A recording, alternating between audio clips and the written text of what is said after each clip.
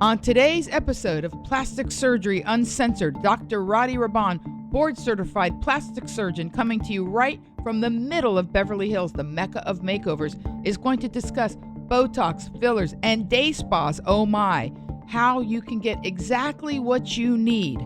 Because let's face it, a procedure is not the same as a mani-pedi.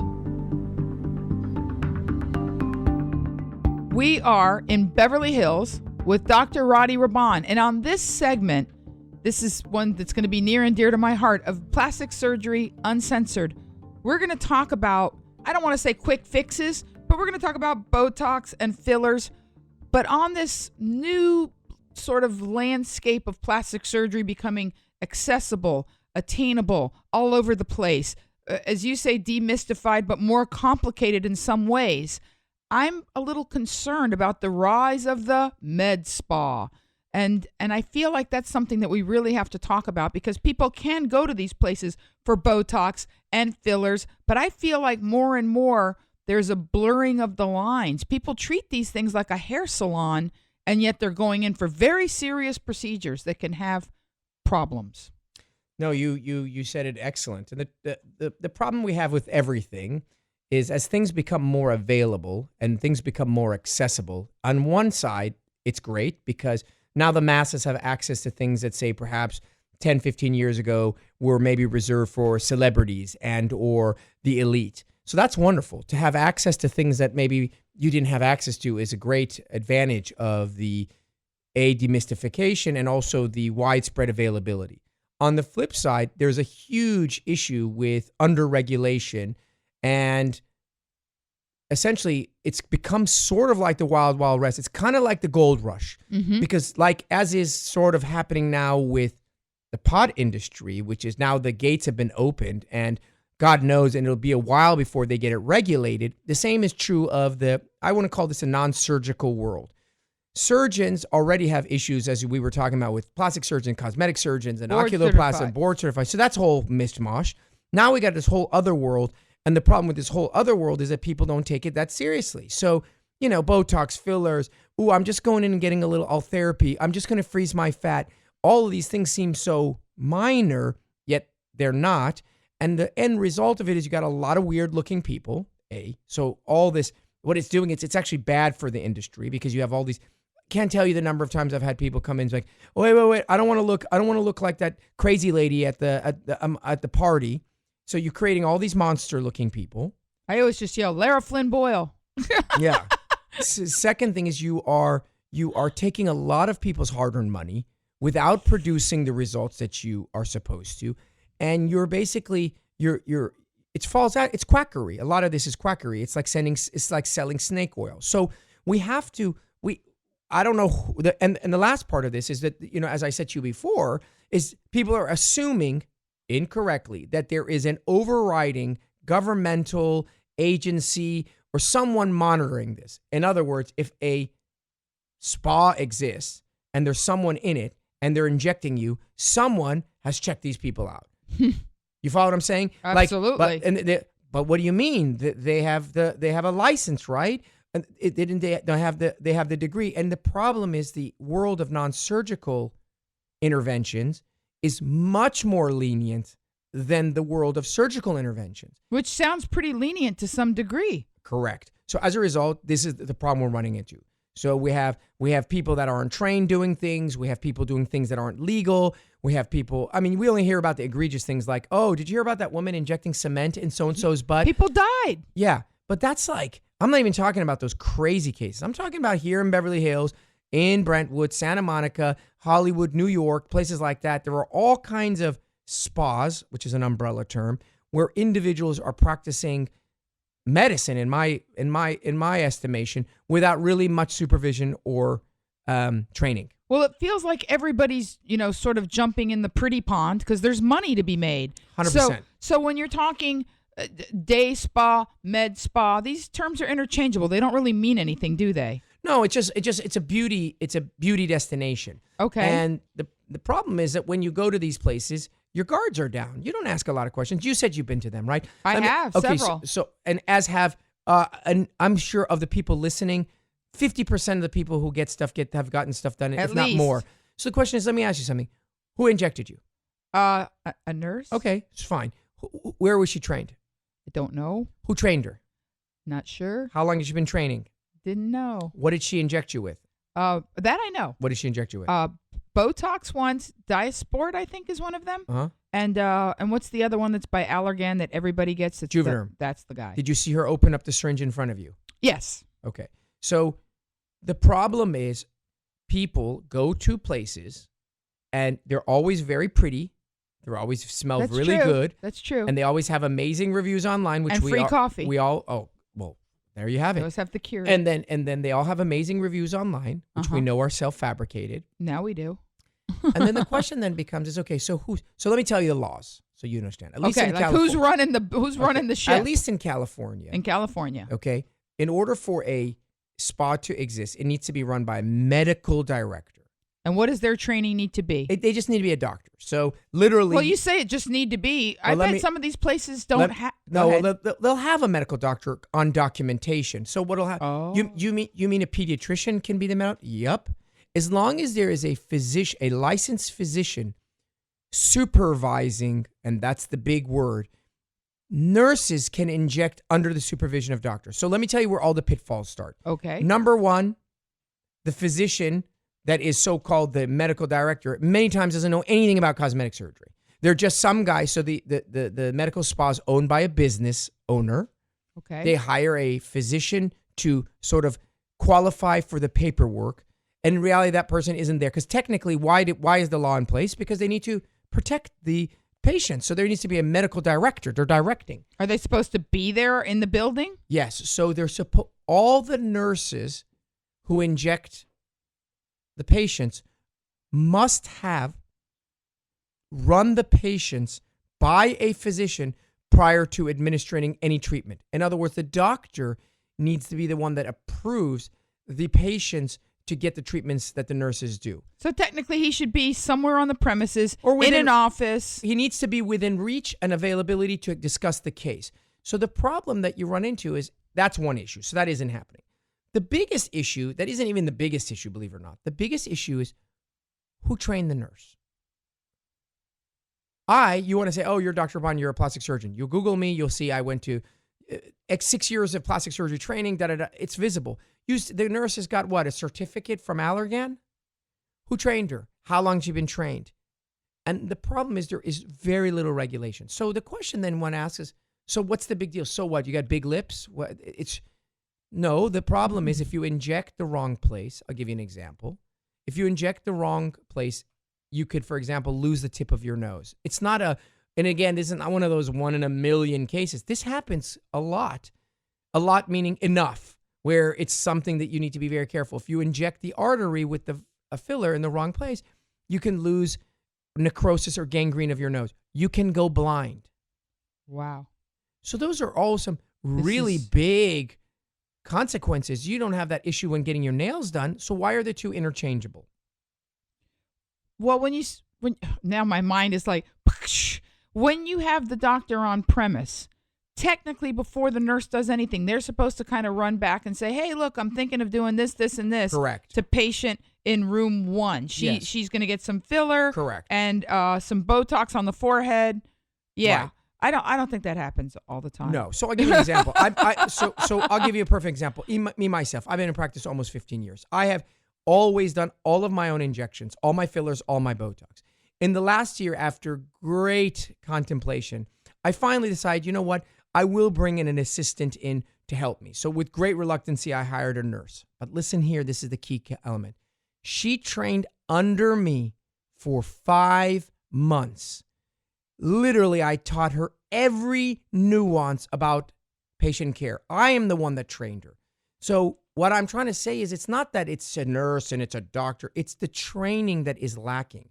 So they're just not trained, all of them, and you have no way of certifying it, and there's no homogeny in it. It's just everyone's random. So every time you go in, there's a risk that the person is untrained. So, if you will, back in the day, whenever somebody needed dental work, they would say, oh, go to the dental school and let the students work on you for, free or cheap or whatever. That was like a thing people did. I think they still do it. But there's really no process like that in the world that we live in now. In other words, there's no, hey, go to the injectable school and let the students practice on you. Like, you may be at the injectable school and not even know it. Right. Well, listen, the reality is the nurse who is doing injections she has to figure out how to get going. So there are, if I want to be a plastic surgeon, there's one route. Plastic surgeon, not cosmetic surgeon. Right. Plastic surgeon, one route. I go to plastic surgery residency. Correct. If I want to be a cosmetic injectable nurse injector, it can be a weekend course. It could be like with the girl with me, intensive training. So the problem is there's many routes and none of them are being discussed or they're not transparent about it. So that's another. Then the other issue is, so that's the issue of the administrator. So if you have a complication, let's just go there. Let's suppose somebody's nose gets a problem. Who do you go to? Well, the nurse has to go to the doctor, the doctor who is supposedly supervising or overriding them, and then you're sort of taken care of by both of them. So potentially a pediatrician who knows nothing of what he's been signing off on can be looking at the tip of your blackened nose, saying, "I don't know what to do." Correct. Oh, no, okay, it's possible, and it's not that far fetched. Well, and also these day spas they promise what I like to call red carpet ready. Like, you have a big event, you have a wedding coming, come get some CoolSculpt or do this or do that. And now you're saying that these are real procedures that people are supposed to be overseeing. Now, what exactly are these? You're saying practicing medicine. CoolSculpt. What is CoolSculpt? So I think one of the other issues. So listen, this show is not about med spas are bad. I get that, but now I'm like, the show is about be cautious and know what you're doing. Okay. So all we want to do is make people knowledgeable about what the issues are.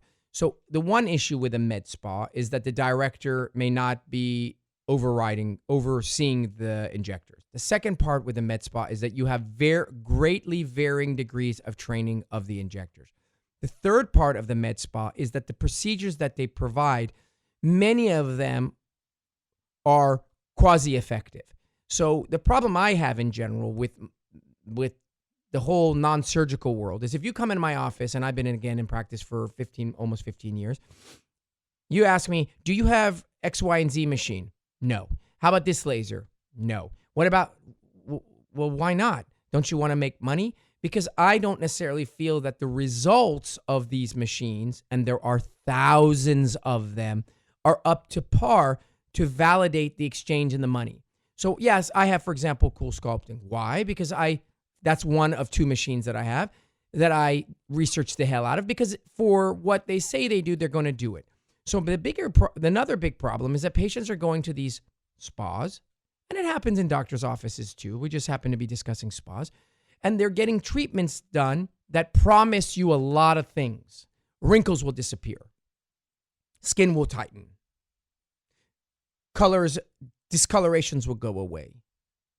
And the reality is that when you look at the before and after results, because I do photography, many of them are manipulated by low lighting, high lighting, meaning flash photography, different positioning. I mean, I can show you right now, they can't see me, but right now I need a neck lift. And right now I just had the most incredible neck lift ever. And all I'm doing is changing the positioning of my chin.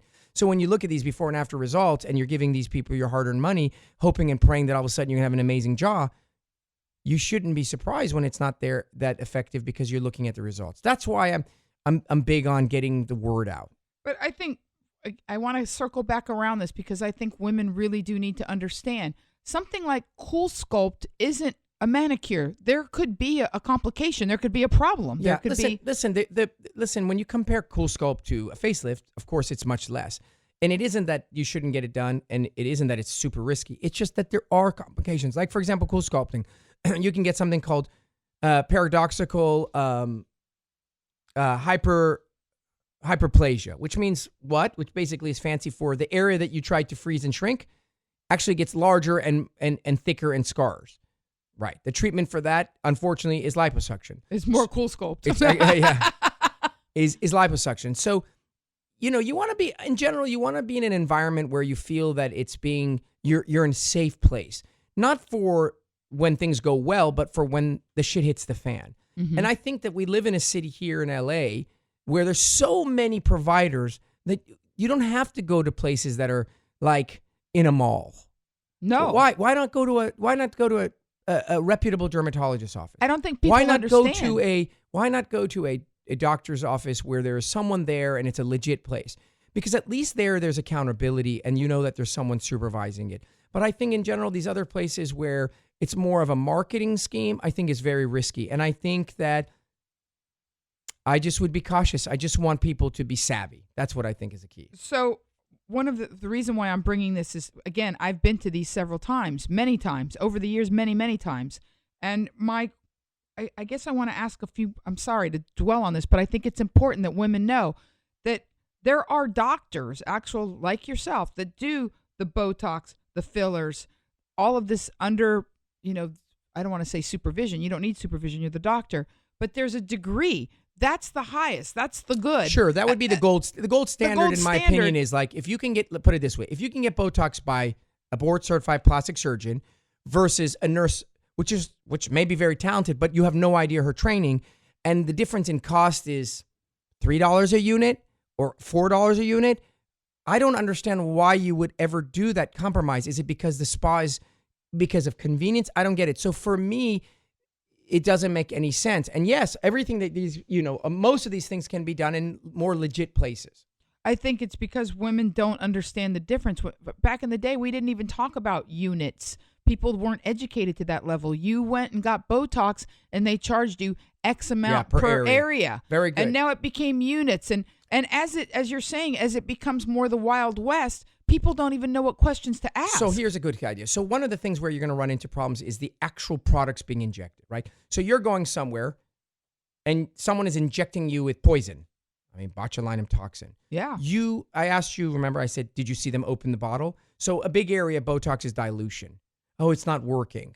Well, let me ask, or better yet, it's either not working because it's over diluted or my face is frozen. Why do you think your face is frozen? It's frozen because I make a living off of how many units I inject. So am I going to be heavy-handed or light-handed when my end revenue is connected to how much I inject? So you need, like for example, in my office, Botox is, I want to say a lost leader. In other words, it's not the way I make a living. So like you come in for 5 units, you come in for 5 units. I do something called micro Botox, which basically means I put a lot less more often versus a lot more less often. Let's say at the end of the year, you need 100 units total throughout the year. I distribute it over 3 or 4 visits, whereas most people distribute over 2 visits. So you're going to spend more or less the same amount of money, but you're going to look a lot better throughout the year. So one is too much Botox, one is dilution of Botox. Then we get into the scariest area, which is fillers. There are probably in the world 500, if not more, fillers. Wow. The question is, which ones are there? Hyaluronic acid, calcium hydroxide, Sculptra. We have silicone particles. We have all these things that are being injected. Do you know how many lip reductions I do a year? Do you know what a lip reduction is? No. That's a woman calls me from somewhere around the world and says, I had silicone injected in my lips, very common throughout the world, and now my lips are asymmetric, large. I bite my lip when I talk. I look ridiculous. I'm a 45-year-old woman now, and I should have never done it. I did it at someone's house. I was told it was going to go away. And the only way to remove this stuff is to cut it out, to cut out the lip, to actually do a lip reduction. Well, why am I doing that? I'm doing that because people are getting stuff injected in their face, and they don't know what it is. Back in the day, people put Gore-Tex in. Gore-Tex. Like the Gore-Tex is at least a material that you can remove. The fearful thing is that you go to places that are relatively quasi-supervised and people are opening syringes of some substance. And I promise you 90% of people don't see the substance being opened and injected. And then you're trusting this environment with your face. And then you want to know why there's all these women that look terrible or why there's all this bad. Just think about how we've set it up and then ask yourself why it happens. You got to know what the products are. So HA, hyaluronic acid products, that's the Juvederms, the Restylans. Those are my preferred products. Why? Because they have no allergic reaction because they're made of substances that we have in our body. They're reversible, meaning they go away. and rather they're temporary, meaning they go away, and they're reversible, meaning in the worst case scenario, oh my God, look at how terrible this is. You can inject an enzyme, which Vitrace, which will make it go away. Things like that are long lasting or permanent, I think, are very dangerous. And I think that you need to use quite great caution, because if you hate it, you own it. It's surgery. You got to get it out. You by can't. surgery. No. I wish. A lot of them you can't get out. I can only get it out of the. I can't even get it out of the lips. I cut your lip out. I don't get the silicone out. So if you get this stuff injected under your eyes, very, very dangerous area, because you have that tear trough, that hollow. Right. And then you get all this funky stuff injected, and then it gets swollen, and then you get that bread loafing. How am I going to get that out? I think in summation for me, and then we're going to talk to someone who actually worked at a med spa. In summation for me, this is what I get out of it, is that you should call and find out what I hate to say it, what the difference in price is for an injectable. And if it's you're going to get a board certified plastic surgeon can do your injectables versus it's not the kind of thing that you go on Groupon for. Oh, it's huge on Groupon. I know, and I see it, and that's the point that I want to make is why would you take a chance with your face? That's not the place that you bargain shop. Listen, at the end of the day, it's not to say again and again that the nurse injector is any worse than the plastic surgeon. She may be more talented. She may have injected 50,000 people and he has injected 12.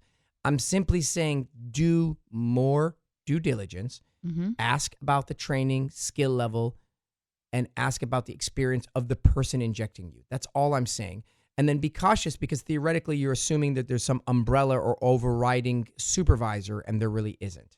Okay. And know what the products that you're having done are, see them, and try to be a little more critical about the procedures that are being offered to you. If it sounds too good to be true, it's too good to be true. That's, genuinely the truth. That's it. Excellent. So we're wrapping up the segment on what I like to say, Botox, fillers, and med spas. Oh my. You are listening to Plastic Surgery Uncensored with Dr. Rady Rahban on Revolver Podcast.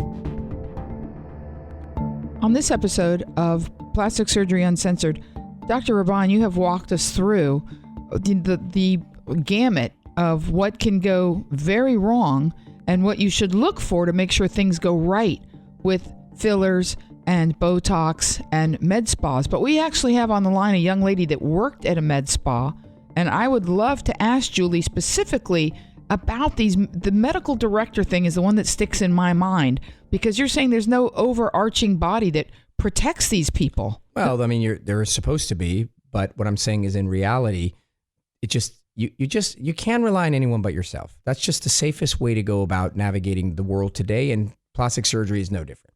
Now, Julie, thank you for being on. I'm happy to be on here with you. Thanks. Great. Now, at the med, was it called a med spa or a day spa? It was a med spa. And did it have a medical director? It did actually. It had two medical directors, and then we had several other staff members as well who were doing injectables. And what was usually the training time for the injectables? Well, that would actually vary. It would vary. We had a couple of physician assistants who had some experience previously, and their training time was less, maybe a couple of months. And we had a couple of nurses also. One of them was actually already working there when I started, so she'd been doing injectables for about 5 years. And then we had a nurse who joined during the time that I was working, and actually she didn't train as long as she probably should have. There were some things going on in the office. And how long was she trained?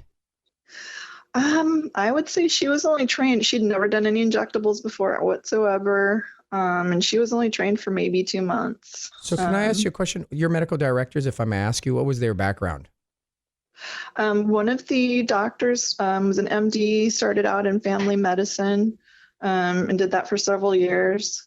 And then he actually had gone off and was working in another facility and come back to the office after a few years. The primary medical provider was a DO, doctor of osteopathy. Again, she had started in family practice. Right. So their background, both of them were in family. Their training originally was in family practice, correct? They weren't plastic surgeons or ENTs or dermatologists, right?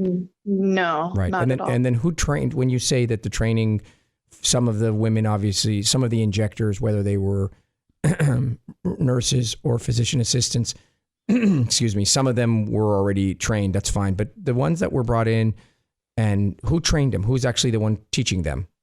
They were actually trained under the primary physician, the DO, and she would hand train.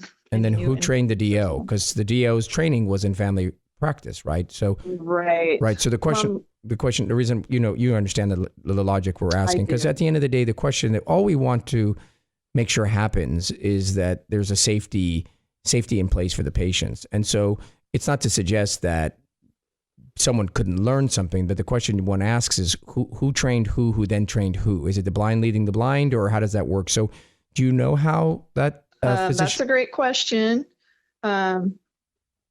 The only information I had about her training, she had started the med spa about 13 years ago.